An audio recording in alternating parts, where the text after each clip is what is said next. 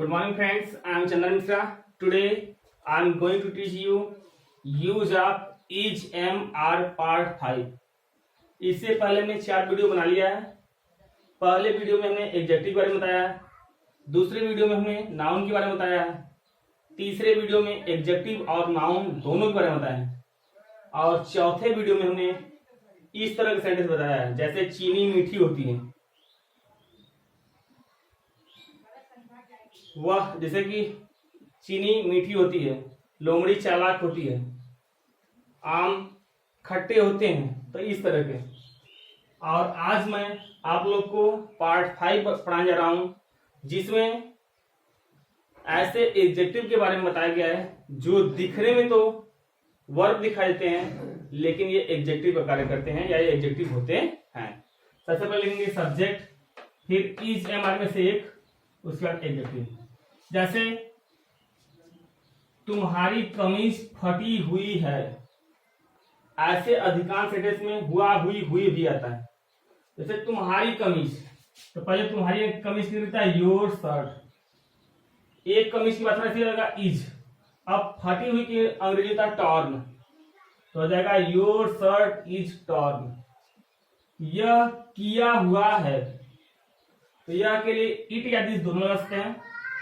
It के साथ हम इज लगाते हैं और किया हुआ की अंग्रेजी होता है डन, ये हमारा एडजेक्टिव है।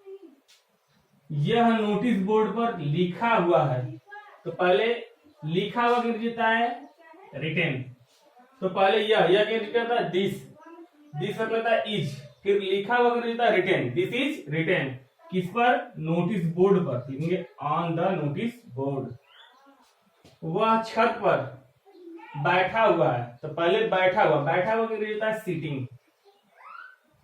ठीक, ये हमारा एडजेक्टिव है। तो वह बैठा हुआ था, ही इज सिटिंग, किस पे? छत पर, ऑन द टेरेस। यह कुर्सी टूटी हुई है, तो पहले यह कुर्सी की अंग्रेजी होता है दिस चेयर, फिर लगेगा इज। टूटी हुई का अंग्रेजी होता है ब्रोकन, तो दिस चेयर इज ब्रोकन। मैं सदमे में हूं,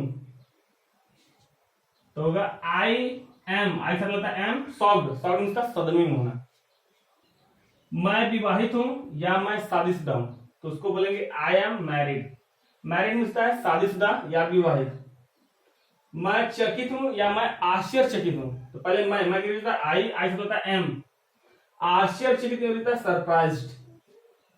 वह निराश है, तो ही से होता है इज डिसअपॉइंटेड।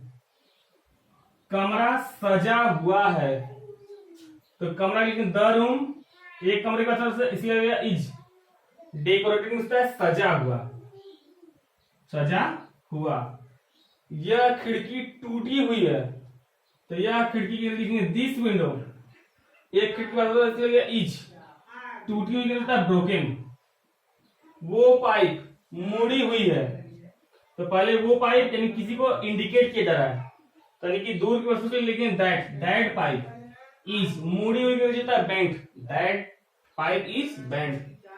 वह कहीं छुपा हुआ है, तो पहले छुपा हुआ होता है हिडन, तो पहले वह ही होता है इज, ही इज। छिपा हुआ होता है हिडन, फिर कहीं की लिखेंगे somewhere, he is hidden somewhere. वह सोया हुआ है, तो सोया हुआ होता है स्लीप, तो वह होता है ही होता है इज, तो ही इज स्लीप। उसने शराब पी हुई है, तो पी हुई के लिए ड्रंक, यानी उसने के लिए ही होता है इज, ही इज ड्रंक। यह तो जमा हुआ है, तो कोई चीज यानी इट का प्रयोग यहाँ पे इट इज, जमा होता है फ्रोजन, जैसे बर्फ हुआ वहां पे हम इट लगाएंगे। वो थकी हुई है लड़की है, तो सी इज, थका हुआ होता है टायर्ड, सी इज टायर्ड। तुम, पहले राम सोया हुआ है, तो राम नाम ऐसे लगेगा इज, राम इज, और इसलिए पूछता है सोया हुआ।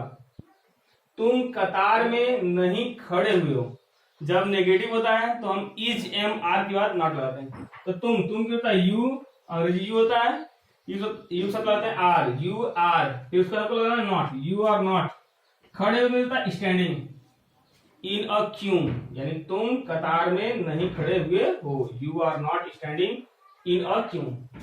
हम बैठे हुए हैं तो वी आर सिटिंग, बैठे हुए होता है सिटिंग। तुम क्यों खड़े हो, जब वाक्य के बीच में कब, क्यों, कहां, कैसे इत्यादि सब आता है तो उसके अंग्रेजी हम सबसे पहले लिखते हैं, उसके बाद सहायक क्रिया, फिर सब्जेक्ट, फिर उसके बाद अगर एडजेक्टिव है तो एडजेक्टिव लिखेंगे, नाउन तो नाउन या अदर वर्ड।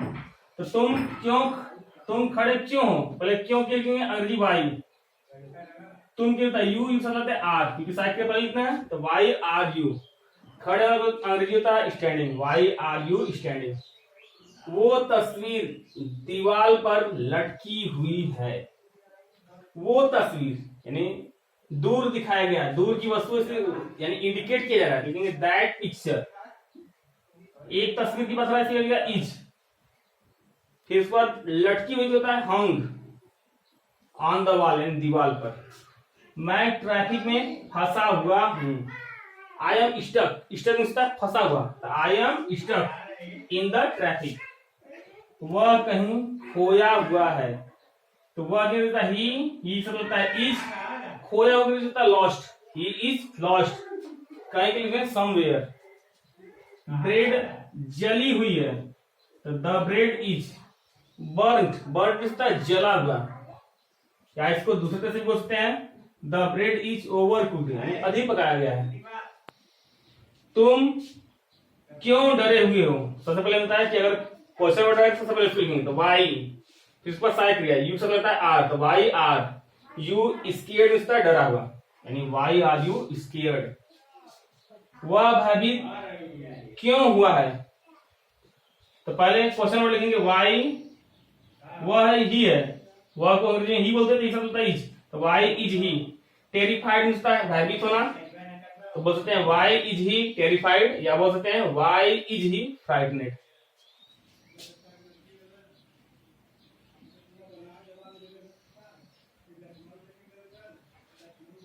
अगर आप लोग और अधिक जानकारी लेना चाहते हैं और अधिक सीखना चाहते हैं तो मेरे व्हाट्सएप नंबर पे आप जुड़ सकते हैं, यानी वहां पे आप मैसेज करेंगे सर मैं आपके ग्रुप में जुड़ना चाहता हूं, तो आपको उसमें जोड़ दिया जाएगा। नंबर लिख लीजिए 8354869815। एक बार फिर से देख लीजिए 8354869815। इस पे आप मैसेज करेंगे सर मैं आपके ग्रुप में जुड़ना चाहता हूं, तो आप उसमें जोड़ दिया जाएगा, क्योंकि कम समय में हम अधिक से अधिक नहीं बता सकते हैं, और उसमें यानी कि ग्रुप में रहें तो आपको अधिक से अधिक एग्जांपल मिलेंगे। जितना हो सके उतना प्रैक्टिस कीजिए, without practice you can not speak English, if you want to speak English you must practice, that's all.